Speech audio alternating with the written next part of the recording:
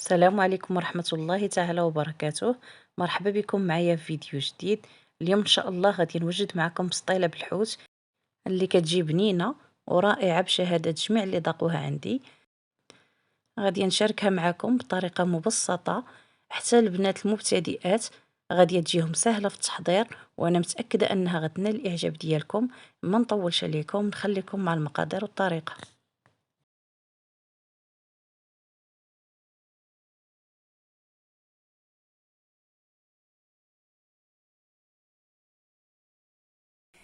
بالنسبه للمقادير، انا عندي هنايا 2 كيلو ديال الميرنه كيف ما كتشوفوا، هذه اللي كتكون غليظه، وعندي هنايا واحد الطرف ديال الهبره، وعندي هنايا 2 كيلو ديال الكالامار اللي عاد غادي نقطعو. هنايا غسلته وخليته كيتسقطر، وعندي هنايا كيلو ونص ديال القمرون. وهاد الكمية احتفظت بها بالقشور ديالها باش غادي نزيل البسطيلة من الفوق. وهنا خديت هاد الميرنه غادي نديرها في الكسكاس ديال الكوكوط، هي وهاد الطرف ديال الهبره غادي نديرها في الكسكاس تفور لانني مزروبه بها، ويمكن لكم ديروها حتى في الفران.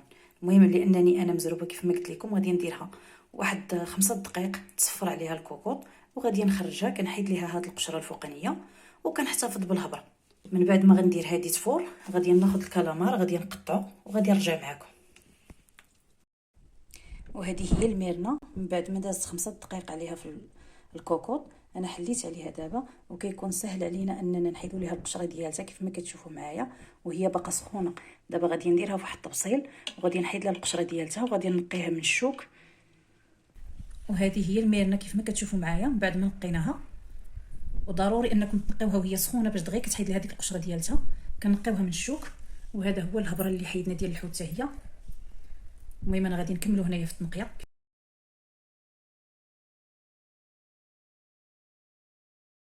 عندي هنايا قبطه ديال القزبر وقبطه ديال المعدنوس من بعد ما غسلتهم وسقطرتهم وطحنتهم. غادي نزيد لهم شويه ديال الملحه اللي كتبقى على حسب الذوق، ما كنكثرش الملحه لان الهريسه فيها الملحه والحامض، وصوص الصوجا حتى هو كيكون مالح.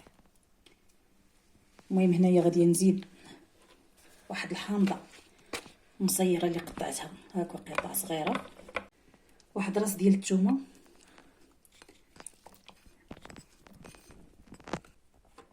وغادي نزيد هنايا معلقه ديال الهريسه اللي كتبقى على حسب الذوق، يمكن لكم تزيدوا اولا تنقصوا. بالنسبه اللي كيبغي الحار بزاف غادي يزيد، واللي كيبغي يعني ما حارش بزاف كديري معلقه صغيره. وهنايا غادي ندير تقريبا واحد 2 معالق كبار ديال صوص الصوجا، وغادي نزيد تقريبا واحد نص كاس ديال الزيت البلديه،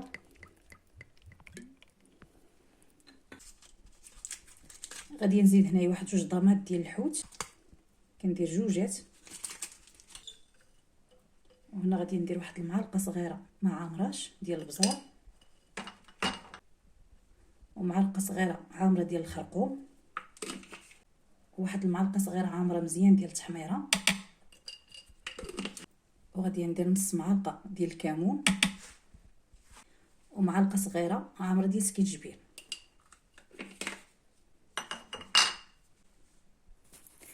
غادي نطحن هاد العناصر، وهذه هي الشرموله ديالتنا من بعد ما طحناها كتجي على هذا الشكل، وهي اللي غنعتمدوها في الحوت اللي عندنا وفي الشعريه الصينيه. هنا في واحد المقله غادي نخوي شويه ديال الزيت، وغادي نزيد عليه واحد معلقه صغيره ديال الزبده،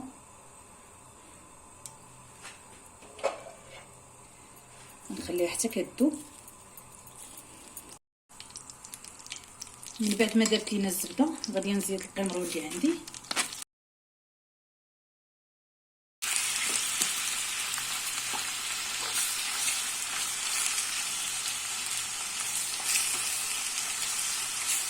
وغادي نزيد معلقه من الشرموله اللي وجدت معكم، وغادي نحركو مزيان على نار عاليه حيت هو كيطلق الماء.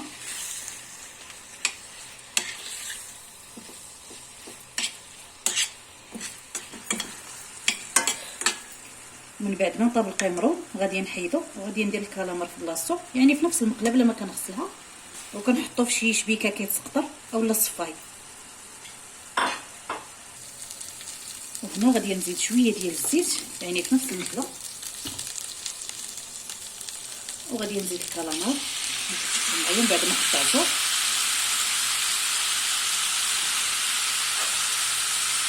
حتى الرجيلات ديالو كنستعملهم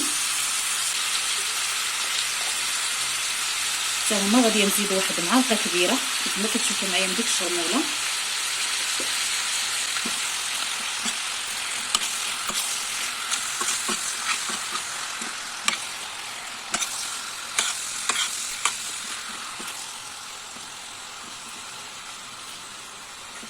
وغادي نشحرو حتى هو في المقله كيف ما كتشوفوا معايا حتى كيطيب.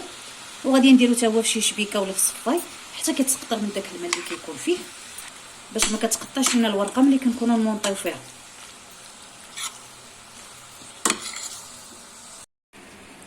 وهنا عندنا الشامبينيون والكحل اللي غادي نفزقوه في الماء طيب.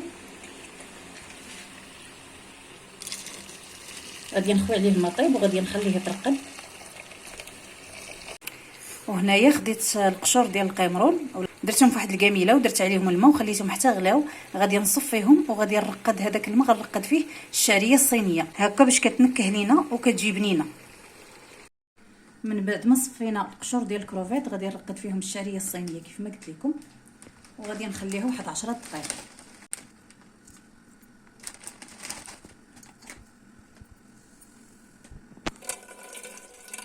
وهذا هو الكالامار ديالنا من بعد ما طاب. شوفوا شحال ديال الماء فيه، كنصفيه في كسكاس وغادي نخليه يتصفى مليح.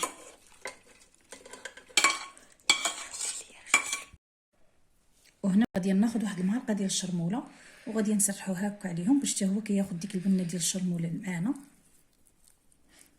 هنا غادي نقطعوا الشعريه من بعد ما تسقطرت لينا من الماء، كنقطعوها قطع صغيره كيف ما كتشوفوا معايا. وهذا هو الشامبينيون ديالنا من بعد ما فزقناه في الماء، درنا في واحد الشبكه حتى تسقطر. وهنايا غادي نبداو نقطعوا فيه. كناخذ نفس المقله اللي شحرت فيها القمرون والكالامار، غادي نزيد فيه الشامبينيون بعد ما قطعته، وغادي نزيد ليه الشعريه الصينيه. هنا غادي نزيد الشرموله اللي شاطت ليا على الشعريه، وغادي نشحرها في البوطه حتى كتنشف من الماء، وغادي نحتفظ بها ونخليها تبرد.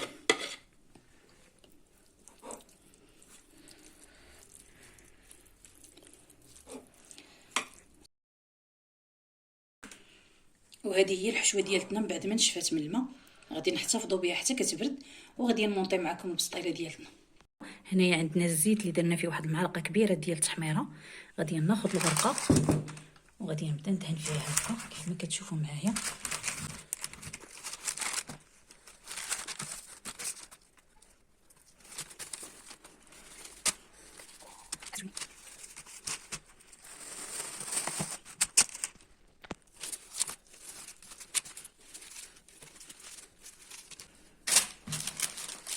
كناخذوا الورقه كنديروا الحرشه من الداخل والملسه من برا. هذه دابا هي الحرشه والملسه من برا.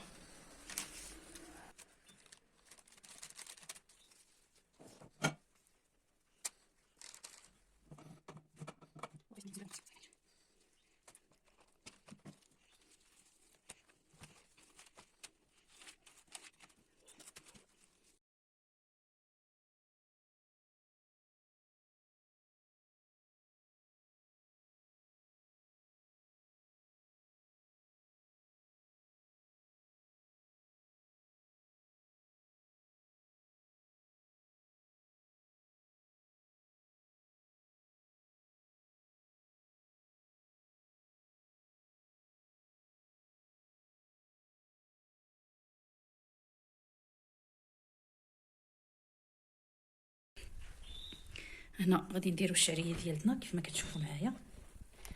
كنفرشوها هي الاولى،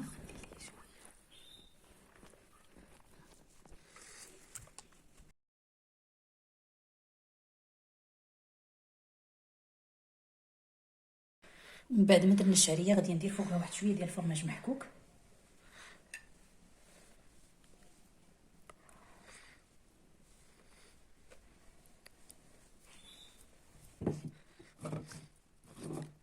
وكنبداو كنسترو الحوت ديالنا.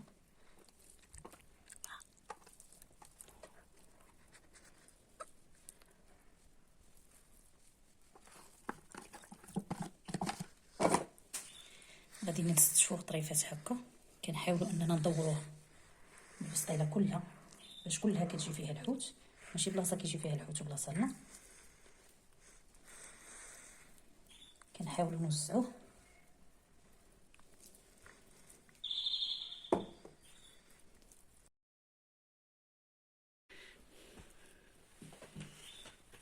من بعد ما ستفنا الحوت كيف ما كتشوفوا معايا على هذا الشكل، كنحاولوا اننا نبسطوه.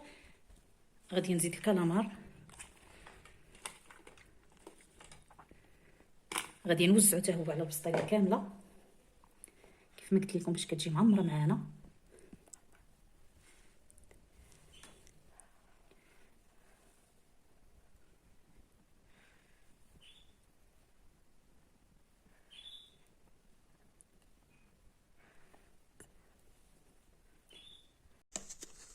من بعد غادي نزيد القمرون حتى هو غادي نوزعو على الجوانب كاملين وعلى الوسط. كنحاولوا اننا نوزعوه بالتساوي كيف ما كتشوفوا معايا.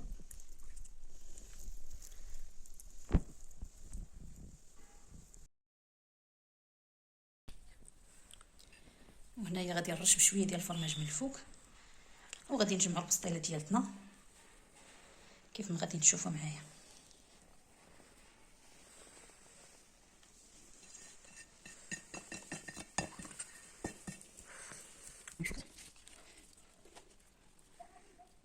هنا غنبداو نجمعوا البسطيله ديالنا.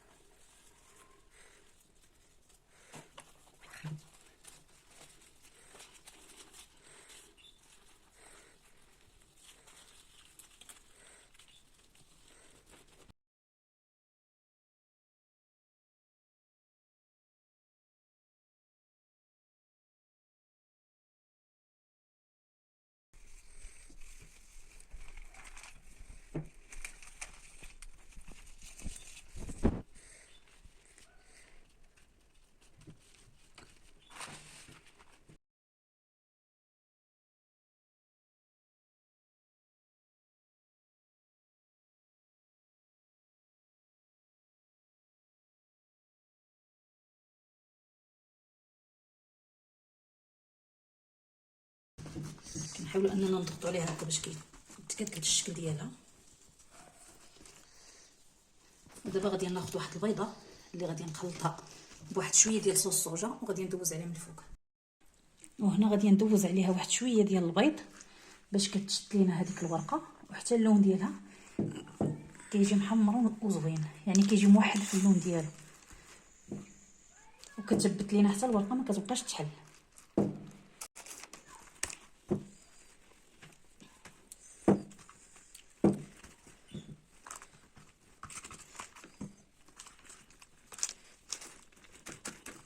كنحاول اننا كنقادو وكنضغطوا عليها.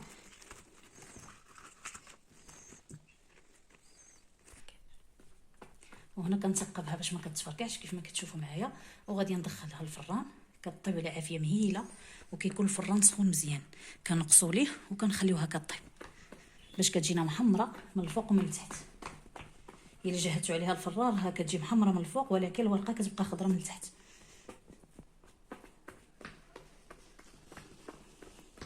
صافي.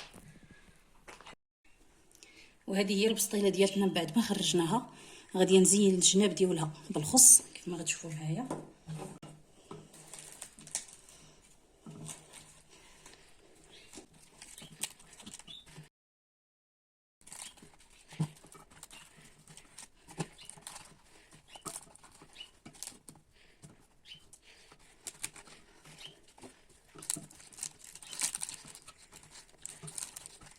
التزيين كيبقى لكم اختيار، يعني كل واحد كيزين الطريقه اللي عجباتو.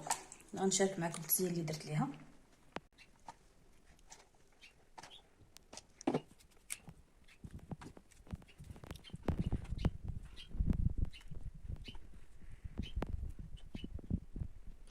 وهنا كيف ما قلت لكم التزيين كيبقى على حسب الاختيار. انا زينتها بطريفات ديال الحامض، والقمرو اللي خليت صوتيته في شويه ديال الملحه والزيت والزبده، وزينته بمطيشه سوغيز وشويه ديال الزيتون، وغادي نزيد عليهم واحد الوريقات ديال المعدنوس في الجناب، وداك الحامض غادي نرش عليه شويه ديال البوهافو اولا بودور الخشخاش. المهم كنتمنى ان البسطيله ديال اليوم تنال الاعجاب ديالكم وتجربوها. بالنسبه للمبتدئات راه الا تبعتوا المراحل اللي شاركت معكم انا متاكده انها غادي تجيكم بسطيله رائعه وغادي توليو محترفات فيها. وهذا هو الشكل النهائي ديال الطبق ديالنا. كنتمنى ينال الاعجاب ديالكم وشاركتوا بشلاضه بالروز والخضره اللي غادي نشارك معكم في الفيديو الجاي ان شاء الله. ما بغيتش نطول عليكم الفيديو اكثر من هكا. كنتمنى الفيديو ديال اليوم ينال الاعجاب ديالكم وما تنسونيش من لي لايك والبارطاج، واللي اول مره كيشاهد القناه يتابونا ويفعل الجرس باش يوصلوا كل جديد. ومع السلامه، فيديو جديد باذن الله.